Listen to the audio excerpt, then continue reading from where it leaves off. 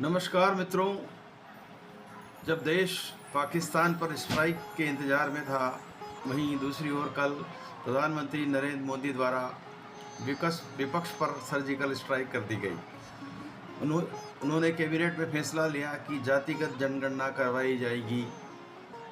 यूँ तो जनगणना 2021 में होना थी, लेकिन कोरोना के कारण डिले हो गया मामला। जातिगत जनगणना का भी एक इतिहास रहा है। सबसे पहले 1881 में अंग्रेजों द्वारा जनगणना करवाई गई एकीकृत भारत की, और उसमें जातिगत जनगणना हुई थी। लेकिन आज़ादी के बाद जब 1951 में पहली जनगणना होने लगी, तब हमारे तब के राष्ट्रीय भावना से ओतप्रोत नेताओं द्वारा कहा गया कि जातिगत जनगणना की कोई ज़रूरत नहीं है, इससे आपसी वैमनस्यता बढ़ेगी। और इसी लाइन पर कांग्रेस लगातार चलती रही। जातिगत जनगणना का जिन्न तो सबसे पहले नीतीश कुमार बिहार के मुख्यमंत्री थे, और वे तब बिहार में लालू यादव के साथ मिलकर सरकार चला रहे थे। तो उन्होंने ज़ोर शोर से बिहार में एक जेसीबी बन सकी, उनसे जनगणना करवाई और आंकड़े जारी किए, और तभी से विपक्ष इसकी मांग करता आ रहा है। इस मांग को तुरंत कांग्रेस ने रपक लिया, और लोकसभा चुनाव में राहुल गांधी जगह जगह जातिगत जनगणना की मांग करने लगे और कहने लगे कि जिसकी संख्या जितनी उसको आरक्षण उतना, राष्ट्रीय संसाधनों में उसका हक उतना। इस तरह की मांग उनके द्वारा हर मंच से की गई, और हो सकता है यह एक आकलन है बीजेपी का कि इसके कारण से बीजेपी की संख्या है संसद में वो घटकर 240 रह गई। चूँकि अब 2028 के चुनाव में जाना है, आपस में अभी बिहार में चुनाव होना है, उसके बाद उत्तर प्रदेश में चुनाव होना है, तो यह जातिगत जनगणना का जिन्न जो घूम रहा था, इसको फिर से बोतल में बंद करने के लिए प्रधानमंत्री नरेंद्र मोदी द्वारा कैबिनेट में निर्णय लेकर जातिगत जनगणना कराने की घोषणा कर दी गई।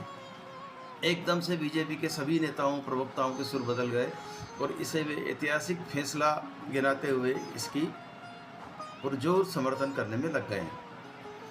जैसे इस तरह से कहा जा रहा है कि बीजेपी तो कभी जातिगत जनगणना के खिलाफ थी ही नहीं, जबकि राष्ट्रीय स्वयंसेवक संघ का भी यह मत था कि जिस तरह से कांग्रेस के आज़ादी के ज़माने के नेताओं का मत था कि इससे जातिगत जनगणना से समाज में विद्वेष बढ़ेगा, यही बात राष्ट्रीय स्वयंसेवक संघ कहता आ रहा था। लेकिन अचानक चूँकि राजनीति है और सत्ता में किसी को आना है, किसी को बने रहना है, इसलिए ये सब चलता रहेगा, और जातिगत जनगणना की घोषणा हो चुकी है।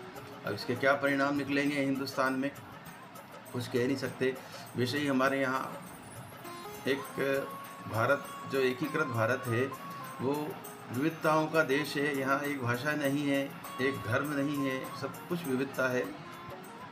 अब चूँकि हिंदू एक था, तो 1989 में हमारे तब के जो प्रधानमंत्री थे वीपी सिंह ने, उन्होंने बीजेपी की सत्ता की यात्रा रोकने के लिए, रथ को रोकने के लिए मंडल कमीशन लागू कर दिया।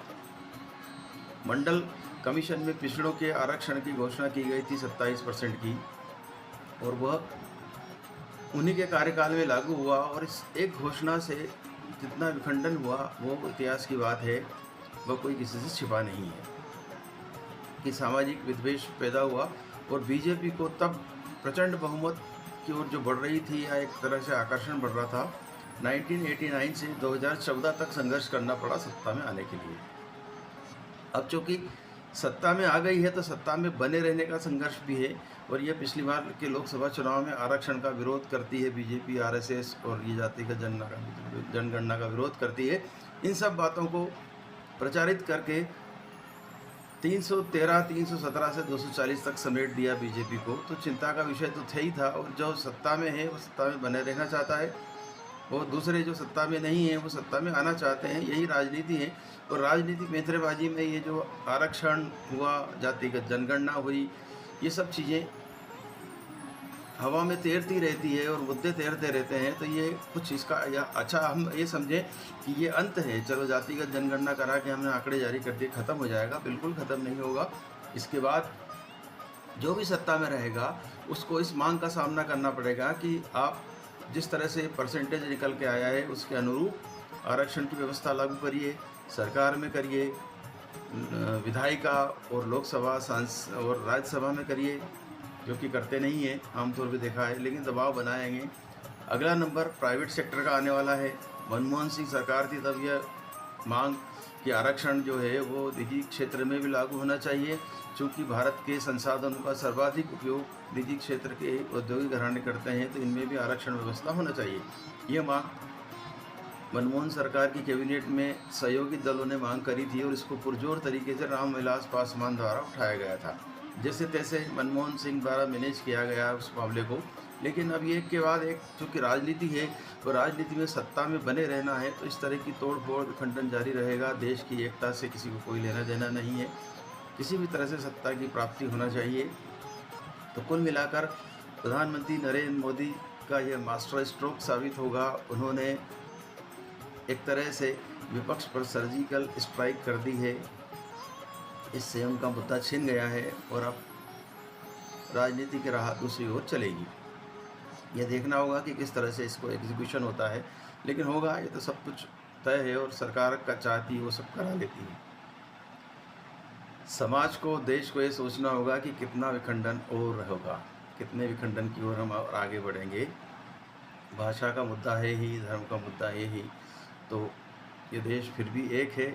हम उम्मीद करें कि इसी तरह कितना ही राजनीति करें, कितने ही विभेद करें, कितने ही वर्ग विभेद करें, लेकिन हमारे राजनेता इस देश को अखंड भारत के रूप में बनाए रखने में सफल होंगे अंत तक, यही कामना है।